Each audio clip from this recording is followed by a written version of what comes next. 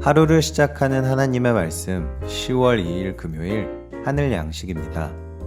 오늘 성경 말씀은 욥기 28장 20절에서 28절 말씀 가운데 23절 말씀입니다.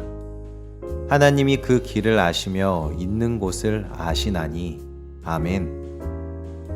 오늘 말씀은 지혜와 명철이 있는 곳이라는 제목으로 애광교회 손인선 목사님께서 집필하여 주셨습니다.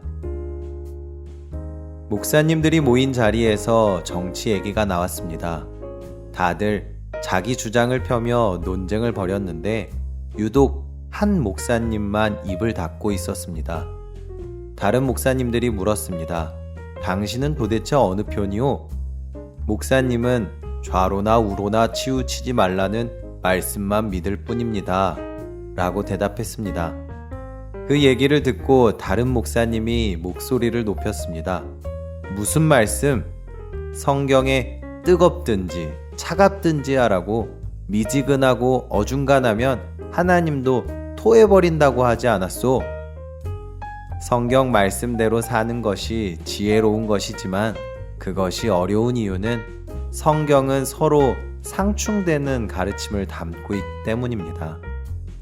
예를 들면 로마서에는 사람이 의롭게 되는 것은 행위가 아니라 오직 믿음이라고 했지만 야고보서에는 행함이 없는 믿음은 죽은 것이라고 했습니다. 이 때문에 잘못하면 성경 말씀을 자기 생각과 판단을 정당화하는 도구로 삼는 잘못을 범할 수 있습니다. 이렇게 되면 우리는 바라는 지혜에서 아주 멀어지게 될 것입니다. 욥기 내용의 대부분은 욥과 세 친구들의 논쟁입니다. 욥은 자신의 무죄를 주장합니다. 친구들은 그를 위로하는 듯 하면서도 죄가 없는데 어떻게 고난을 받느냐며 욥을 질책합니다. 이것이 신정론입니다. 즉, 하나님이 선하시다면 어떻게 세상에 고통이 존재하느냐는 물음에 대해서 하나님이 정당하시다는 신학입니다. 욥기가 우리에게 주는 지혜는 이것입니다. 하나님의 섭리는 인간의 토론과 논쟁 너머에 있다는 것입니다. 욥과 친구들의 변론을 다 듣고 나타나신 하나님의 엄청난 질문에 욥은 할 말을 잃어버립니다. 당장 내일 일도 알지 못하는 인간이 우주 창조의 비밀과 오묘한 이치로 인간의 삶을 섭리하시는 하나님의 신비를 어떻게 알겠습니까? 욥은 하나님의 폭풍 같은 질문에 그저 자신은 죄인일 뿐이라고 고백합니다.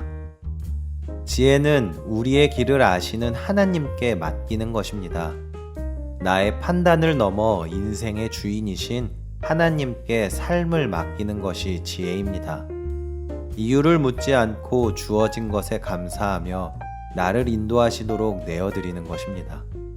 하나님은 언제나 선하시고 항상 우리를 사랑하신다는 것을 믿고 두려워하지 마십시오.